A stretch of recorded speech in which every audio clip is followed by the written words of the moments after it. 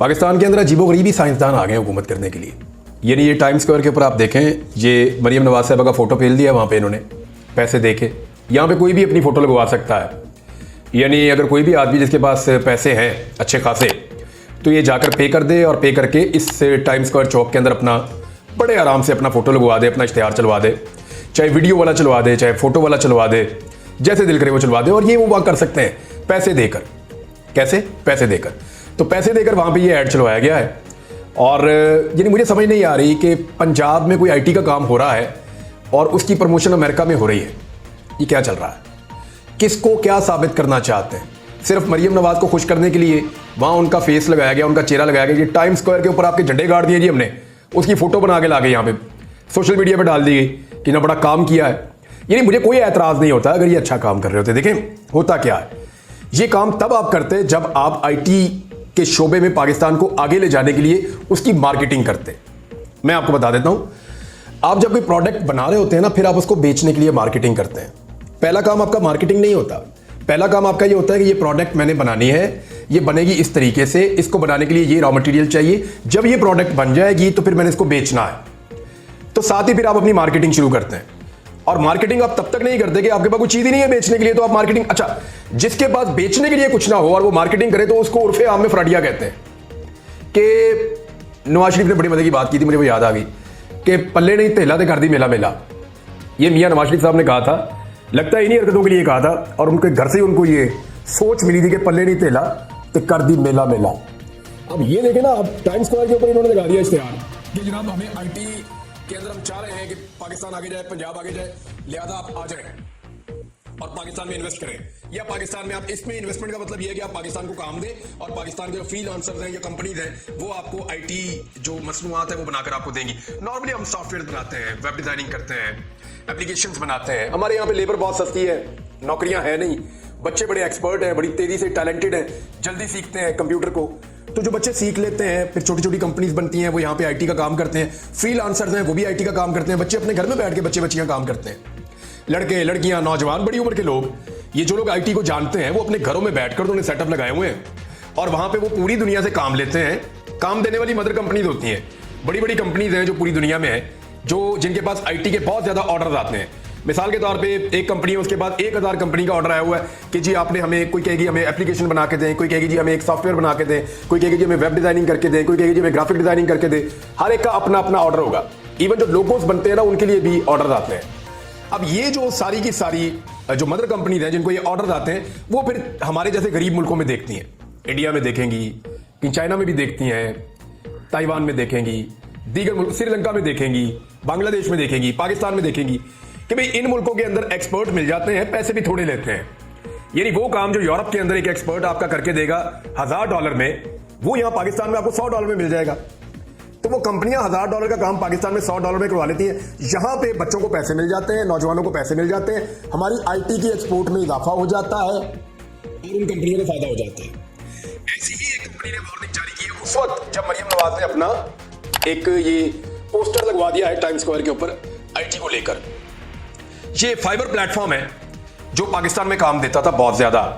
अब उनका ये कहना है कि, और उन्होंने ये अनाउंस कर दिया है कि पाकिस्तान के अंदर जितने लोग आईटी एक्सपर्ट्स हैं जो आईटी की सहूलियत फराहम कर रहे थे, स्पेशली जिनमें ज्यादातर जो है वो फ्रीलांस काम करते हैं, वो अपना जो एग्रीमेंट्स हैं वो पूरे नहीं कर पाएंगे। जो उन्हें काम दिया गया है वो मुकर्ररा मुद्दत के अंदर वो काम मुकम्मल करके वापस नहीं दे पाएंगे। ये थ्रेट उन्होंने जारी किया है। अब वो काम नहीं दे पाएंगे तो इसका मतलब क्या है? इतनी बड़ी कंपनी जब ये कह रही है, तो हुआ ये कि पाकिस्तान के अंदर जो आईटी का काम आ रहा है फ्रीलांसर्स को, उसके ऊपर ब्रेकें लग रही हैं और ये कंटिन्यूसली हो रहा है। एक जगह से नहीं, कई जगह से रिपोर्ट हुआ। आज से लगभग 1.5-2 माह पहले की बात है। मेरे एक बड़े अच्छे दोस्त हैं, आईटी एक्सपर्ट हैं, सैयद सुहेब जमील साहब।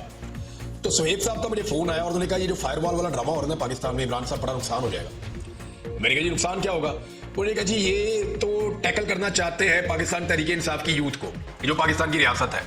उसने खुलकर मेरे से बात की, वो आईटी एक्सपर्ट है, उसका सियासत से लेना देना कोई नहीं है।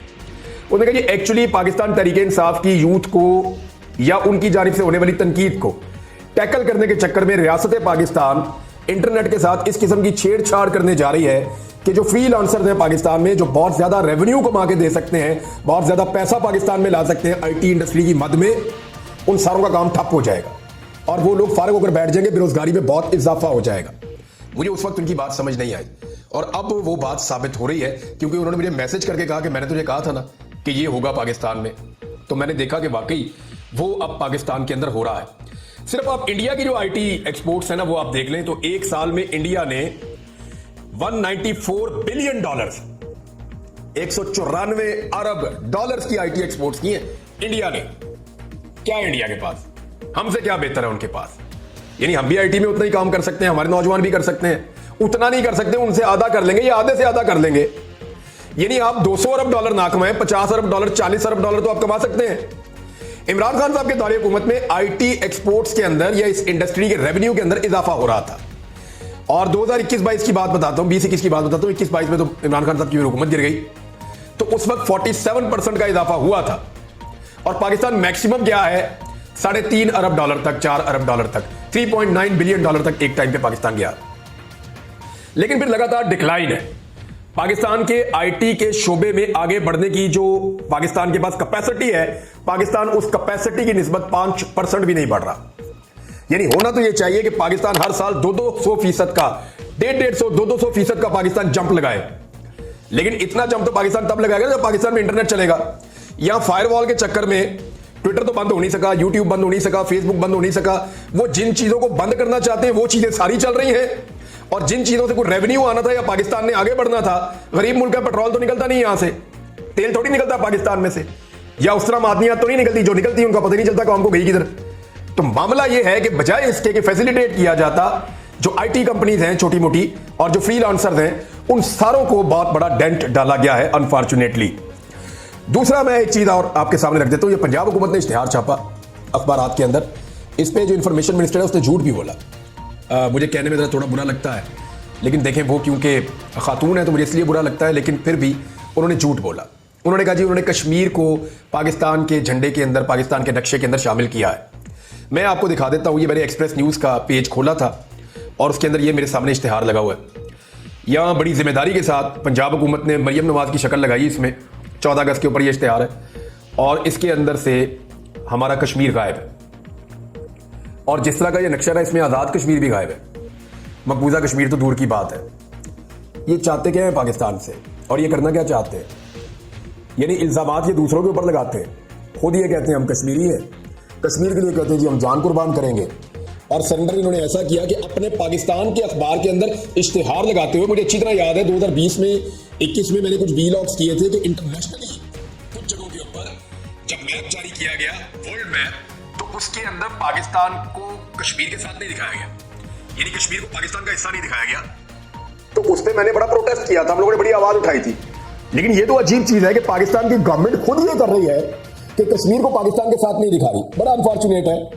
लेकिन फिर एक फोटो लगाई और पंजाब की इंफॉर्मेशन मिनिस्टर ने, जब फोटो मैंने देखी तो इतने कॉन्फिडेंस के साथ झूठ बोला उन्होंने कि ये लगा हुआ है कि मैं हैरान रह गया। फिर मैंने खुद पेज खोला, ये मैंने एक्सप्रेस का ई पेपर खोला है, उसके अंदर ये इश्तिहार है, ये मेरे सामने अभी भी मौजूद है और मैं यहां पे देख रहा हूं कि जनाब कश्मीर पाकिस्तान का हिस्सा ही नहीं है। इनकी कोई काम इनका सीधा नहीं है, किसी काम की इनको समझ नहीं है। इनसे टिकटॉक बनवा लो जितने मर्जी, एक टिकटॉक के चक्कर में यानी ये कहां से कहां पहुंच जाते हैं और हर वो काम करने के लिए तैयार हो जाते हैं कि हमारा टिकटॉक बन जाए अच्छा सा, उसका मेडल उतरवा के उसको वापस बनवा दिया टिकटॉक के चक्कर में। हाँ, गाड़ी का नंबर बहुत अच्छा दिया, उसकी हम तारीफ करते हैं, और जो उसको इनाम दिया वो भी अच्छा किया। अब काश वो चेक कैश हो जाए, क्योंकि इससे पहले तो लोगों को वादे किए जाते रहे और पैसे नहीं मिलते रहे। लेकिन अरशद नदीम को जो कौम के पैसे दिए गए हैं उससे कौम खुश है। यानी ये पैसे किसी के बाप की जागीर नहीं है, किसी के बाप का पैसा नहीं है।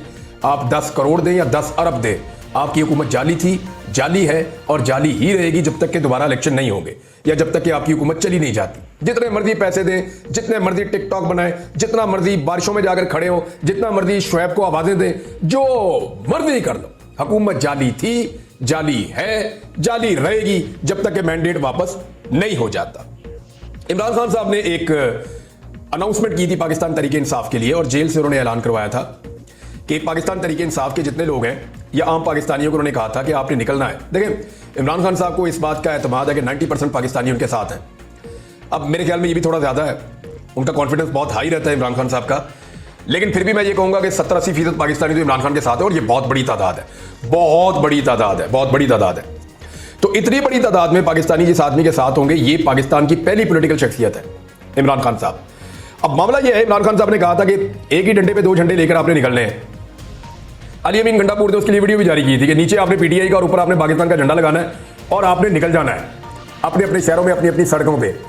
तो पंजाब में तो आपको पता है एक मार्शल लॉ लगा हुआ है और वहां पे बाकायदा इसके बारे में एक प्रेस कॉन्फ्रेंस की गई।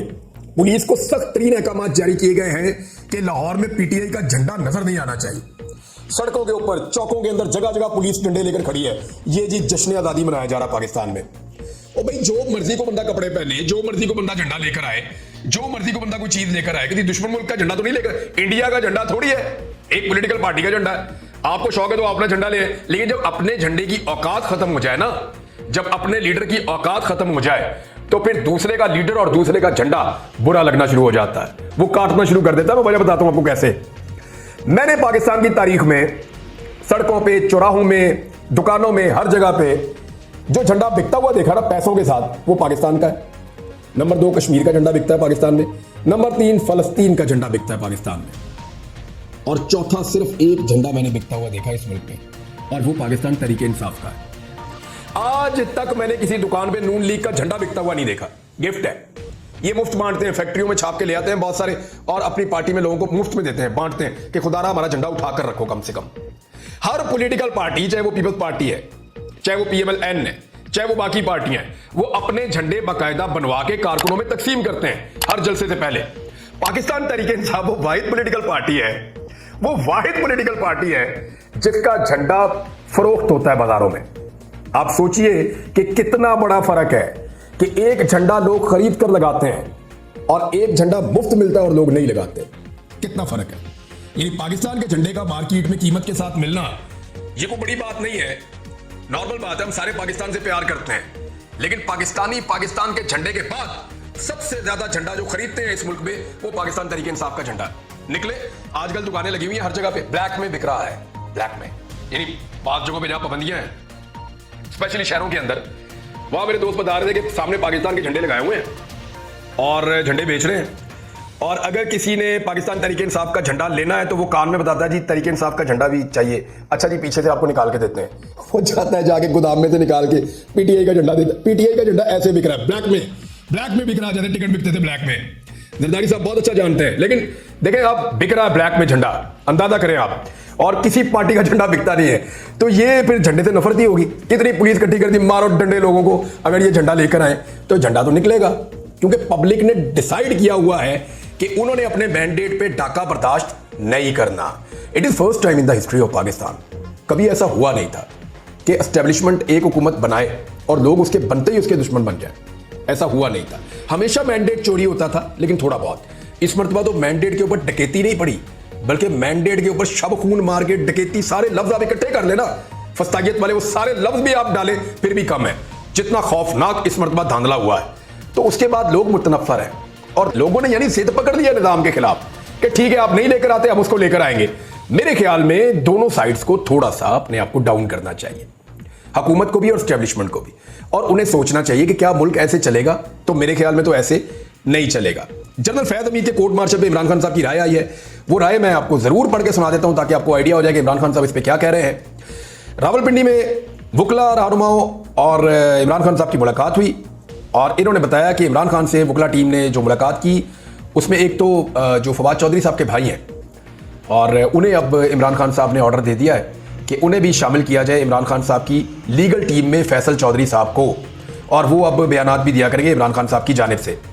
अच्छा, इमरान खान साहब ने आज रात पुरअमन तरीके से निकलने की कॉल दी है और कहा है कि अवाम आज़ादी की खातिर आज घरों से निकले, ये वक्त है मुल्क की खातिर निकलना है। उन्होंने कहा कि नौजवानों की उम्मीद खत्म हो रही है, बांग्लादेश से बुरे हालात पाकिस्तान में है, अरबाब इख्तियार होश के नाखून लें, कादी फायद ईसा को अब पीछे हट जाना चाहिए, हमारी 3 नशिस्तें कल छीनी गई हैं। इमरान खान ने कहा कि जनरल फैद हमीद की गिरफ्तारी फौज का अंदरूनी मामला है, पीटीआई का जनरल फैद हमीद की गिरफ्तारी से कोई ताल्लुक नहीं है। यह बात बिल्कुल वादे है कि जनरल फैद हमीद से इनका कोई सियासी ताल्लुक नहीं था। जनरल बाजवा ने नवाज शरीफ से डील करके जनरल फैज को तब्दील किया था। इंतजार पंजूथा के मुताबिक बानी पीटीआई ने कहा कि अगर जनरल फैज की गिरफ्तारी का ताल्लुक 9 मई से है और जोड़ा जा रहा है और इनका 9 मई में कोई किरदार है, तो यह बहुत अच्छा मौका है कि इसके लिए जुडिशियल कमीशन बनाया जाए और 9 मई की सीसीटीवी फुटेजेस सामने लाई जाए। तो यहाँ पे भी फिर एक दवा के, क्योंकि बहुत सारे लोग बयानियां बना रहे हैं 9 मई के साथ, और जनरल फैज जो है वो कंट्रोल करते थे पीटीआई का सोशल मीडिया। वैसे मैं इनकी ना अक्लमंदी पे हैरान हूँ, बेवकूफ़ों की। यानी जनरल फैज हमीद साबिक आईएसआई का चीफ है और वो पीटीआई का सोशल मीडिया हैंडल करता था और उसने सबूत पीटीआई के सेक्रेटेरिएट में रखे हुए थे। यार ये तो फिर आपने इल्ज़ाम इतना बड़ा लगा दिया कि उसकी काबिलियत ही कोई नहीं थी कि आईएसआई का उसको चीफ बनाते। तो मेरे ख्याल में भोंडे इल्जाम लगाने के बजाय थोड़ा सा अक्ल से काम लें। और ये करना क्या चाह रहे हैं, सिर्फ इमरान खान को गिराने के चक्कर में हर चीज़ को गिराते जा रहे हैं। अब इमरान खान साहब ने फिर ऑफर किया, ठीक है जी, ये भी अगर शामिल है तो आप करवाएं इसके ऊपर जुडिशियल इंक्वायरी। तो जुडिशियल इंक्वायरी तो मुझे नहीं लगता कि होगी। फजल रहमान साहब ने भी स्टेटमेंट दिया है और मरियम नवाज साहब ने एक और बात की, मैं सिर्फ आपको जाते जाते एक दो जुमले उस पर बोल दूं। उन्होंने कहा कि हजरत उमर फारूक रज़ी अल्लाह अन्हु की उन्होंने मिसाल दी कि मैं वैसी हुक्मरानी करती हूँ, उस मॉडल के तहत करती हूँ। तो मामला यह है कि उन्होंने अपने कुर्ते का हिसाब दिया था और मरियम नवाज का जुमला आज भी हमारे कानों में गूंजता है। कौन कौन सा जुमला नहीं गूंजता? एक तो वो था ना कि मेरी लंदन तो क्या पाकिस्तान में भी कोई प्रॉपर्टी नहीं है। फिर उसके बाद जो प्रॉपर्टियां निकली अभी तक निकल रही हैं, जाली कैलिबरी फंड किसका निकला था, बरतानिया में प्रॉपर्टी का बेनिफिशियल ओनर कौन निकला था। हजरत उमर फारूक रज़ी अल्लाह अन्हु का नाम लेने से पहले 100 दफ़ा सोचना चाहिए और शर्म आनी चाहिए। यानी उनका तर्ज हुक्मरानी क्या था और इनका क्या है? क्या ये जबर फस्तानियत और जुल्म हो सकता था उनके दौर में? सवाल पैदा नहीं होता। जो कुछ ये लोग कर रहे हैं ये उन सारी चीज़ों के उलट कर रहे हैं जो उस दौर में रियासत मदीना में हुआ करता था। और मैं इस पर और ज़्यादा बात करना नहीं चाहता, मैं मुफ्ती नहीं हूँ, लेकिन हर पाकिस्तानी इतना तो जानता ही है। अब तक के लिए इतने, अपना ख्याल रखिएगा, अपने चैनल का भी अल्लाह हाफ़िज़।